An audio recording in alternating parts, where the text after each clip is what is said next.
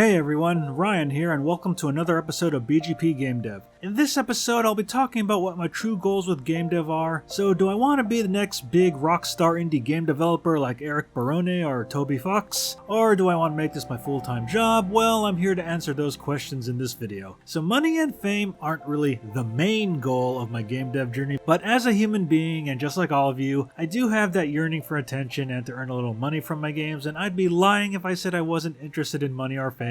Yes, I do imagine myself from time to time at the Game Awards and Jeff Keighley comes out and says, "This game by Geek Plus by Ryan Molina won Best Indie Game and Game of the Year." I didn't say Popcorn Rocket because if Popcorn Rocket ever won an award at the Game Awards, then standards for that year were really low.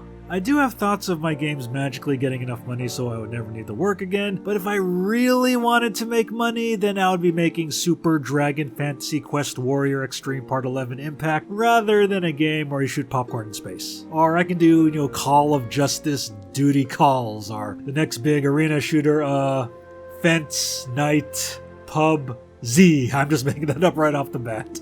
Even though I do have thoughts of fame and fortune, I can at least say after 20 plus years of doing content creation and experiencing what it's like to be at the top then coming back down to the bottom, I'm definitely a lot more mellow about things nowadays than I even was 2 to 3 years ago. I used to be a guy who had anime music videos play in crowds of 6,000 plus people, even at the Microsoft Theater in LA, which used to be the Nokia Theater, and I won a ton of anime music video awards, and I still have a lot of those trophies in my closet, and you can actually learn about my journey and my past in this video, Did My Channel Fail? A 2011 to 2022 retrospective. I'll put a card here and a link in the description below.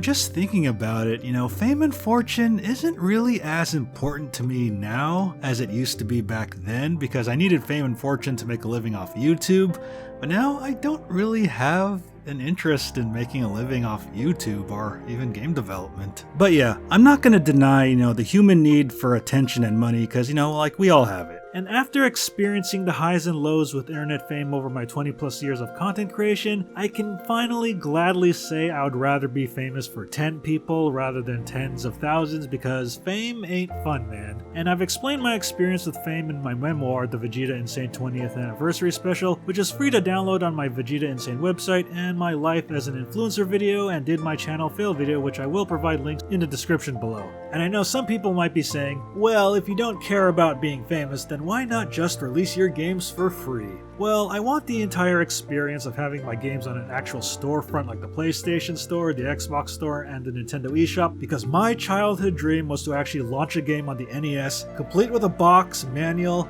and I can actually still do all that. And I actually do have a simple NES game idea I'd like to do if I have the time, and I know you can outsource, NES cartridges, the box and manual creation from other countries, which I may look at in the future. So, a while back I was talking to a good friend, and I know he's a watcher of this channel, so shout out to you, and he was talking about some silly game ideas, and he said to me, I don't care if these ideas get famous or popular, I just want them to exist. And that actually got me thinking. Well, after 10 years, this whole YouTube full-time pursuit thing isn't really working out for me because I tried to chase the money and the fame and the clout so I can live a better life rather than rotting away in corporate America, but making things just to have them exist sounded like the most sincere thing I've ever heard in regards to content creation, and I never really thought of things that way. Yeah, so to my friend who I know is watching this video, I really needed that talk, and that's what pretty much told me to get back into game dev.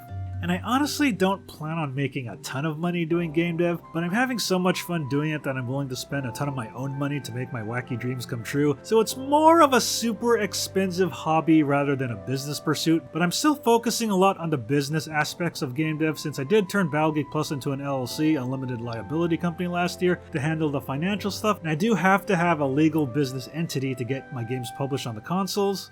But if I have to tell you my number one main goal, above everything else, even more than the money and the fame, it's to get my game published on a Nintendo console. I mean, I love Sony and Microsoft too, but if I had to choose just one, it would have to be to get my games on the Nintendo eShop so I can tell my childhood self that I finally fulfilled the goal of getting my game on a Nintendo console. Because man, dude, if I can just see Popcorn Rocket on the Nintendo eShop, I swear I will just lose it emotionally and cry in joy like a baby, telling my kid self that I did it. No, I fulfilled the childhood dream, man. Yeah, like you can tell my voice, dude. Like, this is what I want the most.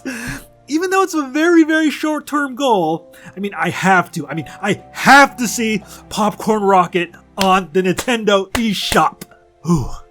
And after that, I can just repeat the process for all my other games on the other consoles. Yeah, but I swear, man, I doubt any other experience will ever match the emotional feeling I know I'm gonna feel when I see Popcorn Rocket on the Nintendo eShop. And of course, I'd love to make physical copies of my games to hold in my hands because I know it's every indie developer's dream to hold a tangible physical copy of your game, just like buying them at Toys R Us as a kid, but I know it's very costly and there's a lot of hurdles to do it if I don't go with an actual publisher, but I will look into making physical copies of my games when I get there. And my main long-term goal is to just keep making games one after the other until I retire and can't move anymore.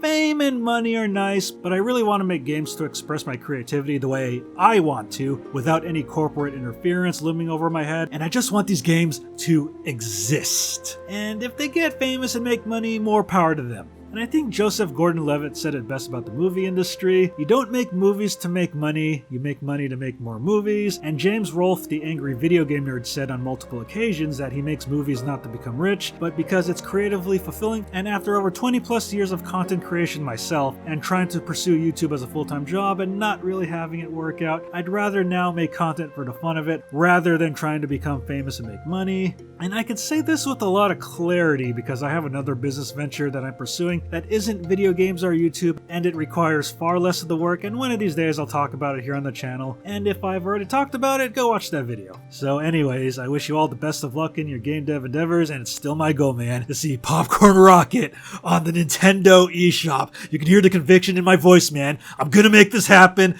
so you just wait and see, and wish me luck. Later, gamers! Thanks for watching, and I hope you enjoyed this video. Make sure to like, comment, and subscribe, and make sure to check out these other videos, and also make sure to follow me on social media and check out the official Battle Geek Plus website. Take care.